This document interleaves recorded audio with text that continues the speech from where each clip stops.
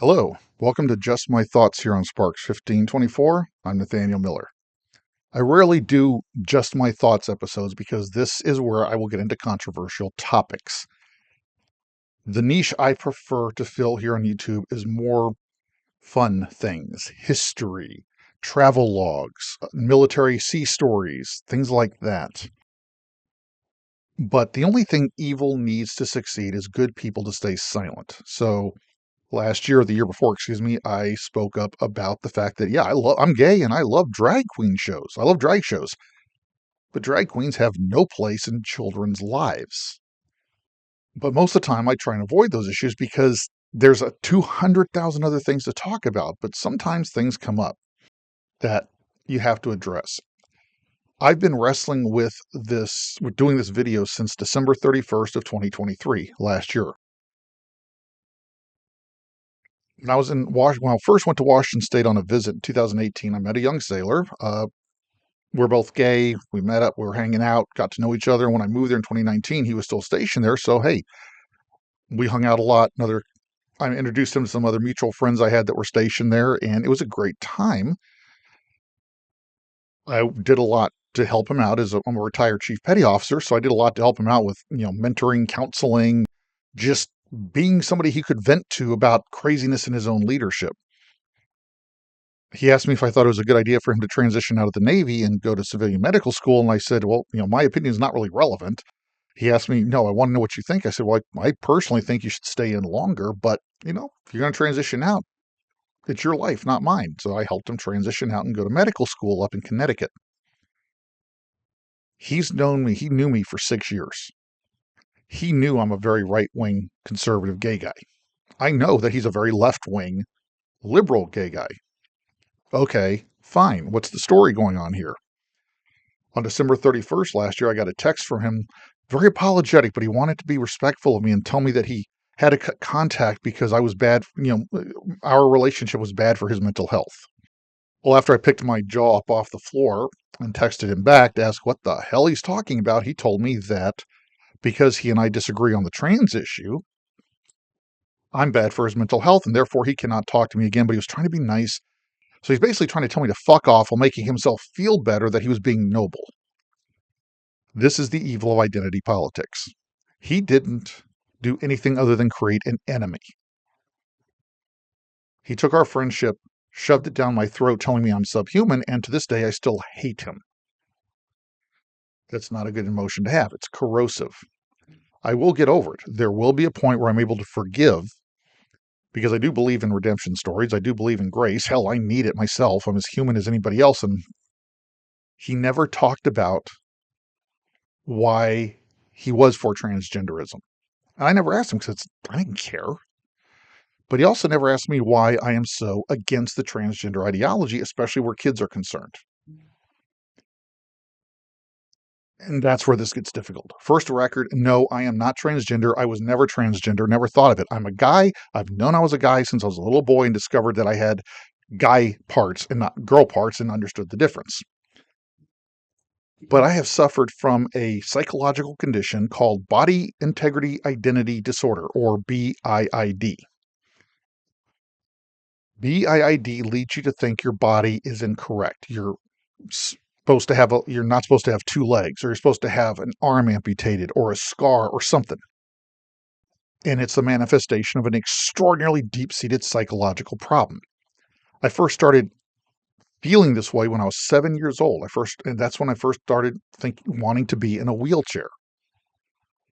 As I got a little older, it morphed into me being absolutely convinced my left leg should be amputated below the knee. This started when I was 7 years old. It's the only psychological condition I've ever been cured of. And I finally got over it and was cured, if you want to use that term, in my mid-40s. About 43 or 44 years old, just a year before I retired from the Navy. Now, even in today's ideology, there are very fringe people who would say, oh, well, if this is how you feel you should be, we need to have a doctor amputate your leg so you can live your full life. Live your full life by having your body mutilated and a part of it removed. That's insane. That is psychopathic. When I got over this finally, when I finally got it out of my head at about 43, 44 years old, I still didn't understand why I had been so obsessed with those thoughts. But I finally come to peace with myself enough to be able to let that go and just be me. And then I was diagnosed with autism at 51 years old. Talking with my mom, and before anybody says anything, my parents did not deny my brother and I medical care at all. We got hurt, we were at the doctor. We had trouble with something, we could talk to a priest. We were never denied medical care. The tragedy of my life is that I was just barely outside of the spectrum as it was understood when I was a kid and when I was growing up. I'm actually considered almost low functioning. But I was just far enough into the normal category in how I presented that I was never recognized. That's not malicious. That's just tragic. So what does this have to do with BIID, body integrity identity disorder? I first started wanting to be in a wheelchair around 7 or 8 because I already knew, and this is where my intellect, my very high IQ, in a way actually saved me. Two things were happening. One, I was already having this sense of I need help. I need people to pay attention to me, but nobody would. And I couldn't articulate why. I was just told by many people, you're an attention-seeking brat. You're a hypochondriac. As I got older in my teen years and my adult years, you're just a narcissist who wants to be the center of the world. Well, inside, I'm screaming, I need help. Well, 7, 8-year-old me saw that the people who were getting help and nobody made fun of them for it were people with physical disabilities. So my mind as a child automatically started obsessing over physical disabilities because that would get you help.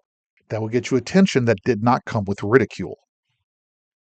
This is where my intellect saved me. So at 7, 8 years old, this is manifesting that I want to be in a wheelchair, or a few years later became the amputated leg thing. But I already knew this was wrong. It was bizarre. It was sick. But I also knew I wasn't sick in the sense that I was a psycho who just wanted to mutilate himself in the world. I knew it was sick in the sense that there was something not right with it. So I wasn't going to go down that path as much as I wished I could have because I needed help. That's where the autism comes in.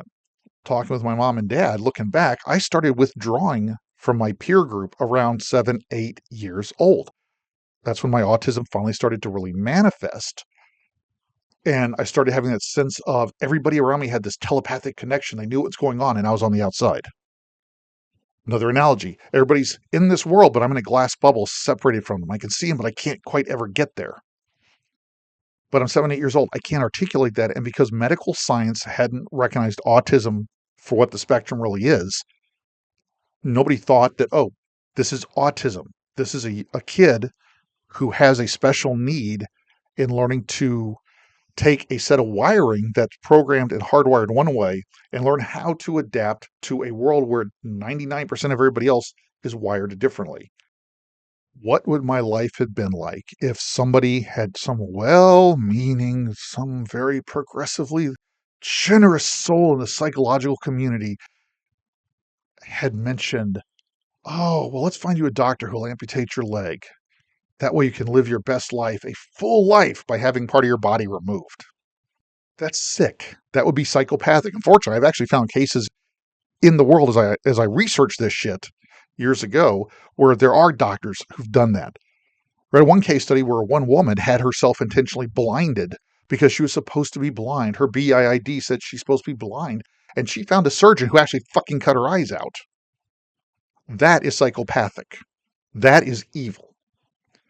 Most people, those in medical, liberal medical circles, much less secular circles, say, okay, yeah, that's really not normal. You want to cut your leg off so you can feel, that's something's wrong up here. We need to work with you.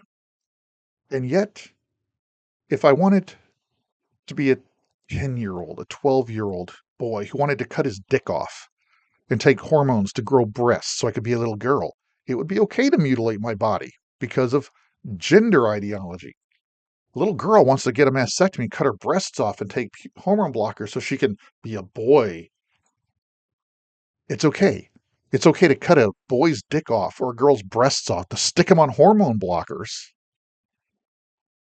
when they're too young to even consent to get a frickin' tattoo. But it's okay for them to consent to have their bodies mutilated to a point where even if they're living transgender the rest of their life, they will never have sexual function. They will never have sexual pleasure or feeling. Our man of the year, Rachel Levine, that Surgeon General who is such a vile person in my life. He actually, and I have no respect for him, so I'm sorry, I don't give a crap about what he says his pronouns are. He's a man living as a woman. And yet, here's the thing. He is all about, we need to give transgender care to little minors who can't consent because if that's their identity, we have to do it. But he's actually said in public, he's glad he didn't transition until after he was an adult, grown up, so that way, because he has his own kids. If he had transitioned before he had kids, he'd never have kids, and he's so glad he waited so he had kids. He was happy he waited so he got kids before he could go pretend to be a woman and mutilate his body so much that he'll never have kids again. Okay, fine, good for him. He's an adult, he can consent, go mutilate himself. But that vile individual wants to take children who cannot consent and remove from them the ability to ever have children. They will never make that choice. Trans women are not women. The name gives it away. They are men wanting to live as women. He's a man wishing to live as a woman. He did not grow up with a uterus. He didn't go through female puberty. He will never menstruate. I don't care what they say. He's a man living as a woman. Therefore, he will never be allowed, in my opinion, in women's bathrooms, women's locker rooms, women's sports. A trans man is not a man. It's a woman wishing to live as a man. She didn't grow up with a penis. She didn't grow up socializing as a guy with the guys. But you know how misogynistic the trans movement also is. Guys, there's so few trans men out there. And even then, a trans man is never going to threaten me. Because a trans man is a woman wanting to live as a man. Well, I'm 6'4". I grew up as a guy. I'm a big guy. And guess what? The rare woman who's bigger and powerful than me physically, that's rare. But on average, in our species, men are physically bigger than women. Sorry, it's biology. But women are being told they have to lose gracefully. Women are being told that their hard-won efforts to have their own spaces, their own sporting leagues where they can compete on a level playing field against women, they have to get away and step aside from it so a man who wants to pretend he's a woman can take over. That's misogyny. Women are the single most oppressed part of the human family through all of human history. And now they're being oppressed again under the guise of liberalism and transgenderism. And so, again, we come back to body integrity identity disorder.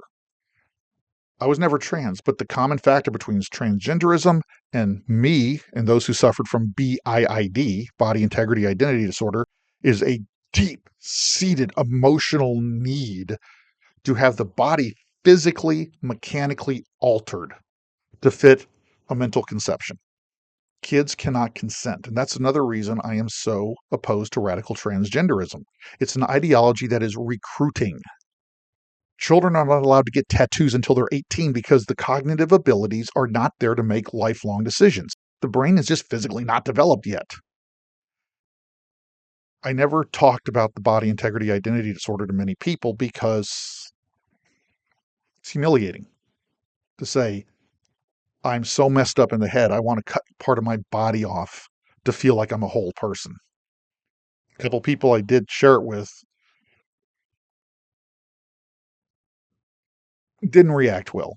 So I retreated and never talked about it except to one or two other people. And remember, this started when I was like 7. I got out of it by the time I'm 43, 44 years old. So in there's maybe 3 or 4 or 5 people total in 30 years. The last counselor I had in the Navy was the first professional I actually talked about it with because I'd finally gotten to a point where it's like, I know this is not right. I'm old enough and experienced enough to be able to start talking about it, swallowing the humiliation so I could deal with it honestly and try and get past it. Body integrity identity disorder is the only psychological condition I've ever suffered from I am cured of. because it had nothing to do with the hardwiring. Now, I am not a medical professional. If anybody watching this is suffering from body integrity identity disorder, if any one of you is suffering from gender gender dysphoria, talk to a professional, but find a medical professional that will work with you to find out what's going on with you, not one who's going to push an agenda. Now, this kid that cut me off, there will come a day where I wouldn't mind talking to him again because I'll be, at that point, have been able to forgive. But he stabbed me in the back right at the same time I was wrestling with talking to people about being diagnosed with autism and trying to figure out all these people in my life, all these relationships, some of which have exploded, turned out to be my fault. And I've got to take responsibility for that and approach all the people I know and say, did I offend you? Did I act like a jerk or a creep? And if so, I'm sorry. This is what's going on. I didn't mean to do that. A lot of relation. It's almost like being, in this case, it's like my friends who suffer with alcoholism and gotten through rehab. They have to go, the part of their recovery is going to people and making amends if they can. It's a similar phenomenon because although I didn't mean to, I've offended and hurt a lot of people. I'm right in the middle of beginning that process. And that's a very humbling process when this twerp says, you're bad for my mental health because we disagree on an issue without even giving me the chance to talk to him about why I feel like I do. And he's not some random internet stranger. He's not somebody I met just once. Somebody I've known for 6 years. Somebody I've helped through a number of crises that he's been through. He made an enemy that day for him and for the whole transgender cause, the whole identity politics cause. He treated me like I was subhuman. I ain't interested in listening to him. I will get there. For no other reason, I am a Christian man, and the reason Jesus commands us to forgive is one, it's kind of hard for us to beg God for forgiveness if we don't forgive those who offend us. Number two, hatred and bitterness are corrosive on us. I will get to a point where I forgive him, not for him, but for me, to be honest. I would love for him to get over himself and realize how evil that action was. One of the ways I will get to the point of forgiveness is that all these meltdowns we're seeing since President Trump won, all these leftist liberals who thought the second coming was Kamala, a lot of them are brainwashed in the classic sense. They believed all the lies that the politicians in the Democrat Party and the media, these cultural Marxists, were telling them. And we, the people, and this is where we, the people, it's not a left versus right, we, the people, allowed this kind of rot to grow. On the left, they pushed it. On the right, we did not speak up and push back when we should have. As Lincoln said during the Civil War, it became evident that God's judgment was on the whole country, North and South, for the sin of slavery. Well, if we want to use a spiritual analogy, God's judgment's been on our whole country because left-wing cultural Marxists have pushed an ideology that, in the trace of trans, is genitally mutilating children. Those of us on the right, including myself, did not speak up when we should have or as much as we should have. If you're an adult and you're trans, you're an adult. But based on my own experience, knowing what it's like to want to be literally truly convinced my body, my physical body, was incorrect for my identity, you're going to take a lot of effort, a lot of evidence to convince me that just because you want to be a woman, you're a man and you want to be a woman, that it's actually a real thing you cannot get over without mutilating yourself. But again, if you're 18 and over, that's your life, not mine. Identity politics is evil. This kid stabbed me in the back because he bought into the identity cult. Instead of talking to me and finding out why I feel like I do, that I have lived a parallel road to transgenders. The only difference between them wanting to change their body to fit their identity and me was that I didn't have a gender issue about it. I've got to speak up and start saying something. I have a unique view here. This indoctrination of children to cut their dicks off, to cut their breasts off, sew up their vaginas so they can put them on hormone block. I'm being graphic here for a reason, by the way. Put them on hormone blockers so they will never have sexual function or feeling. Like that evil, vile man, Rachel Levine, who is happy he didn't transition to being a woman until after he had children, so he has his children, but wants to prevent children from ever having the choice to have a family or not. That's evil. Anyway, okay, I'm going to stop. Otherwise, I'm never going to get this out. Thank you for your time. I hope you have a great day. I said tomorrow morning I'm out the door for a couple weeks. Be safe. Thanksgiving is coming up, so I hope everybody is looking forward to holidays with their families and their friends. Till I see you here again on Sparks 1524. Think independently. Have the courage to do what a lot of us did not do, including myself. A lot of us failed to stand up and speak when we should have. I'm one of them. Have the courage to do it. Go do some great things. Have a great holiday season. See you next time.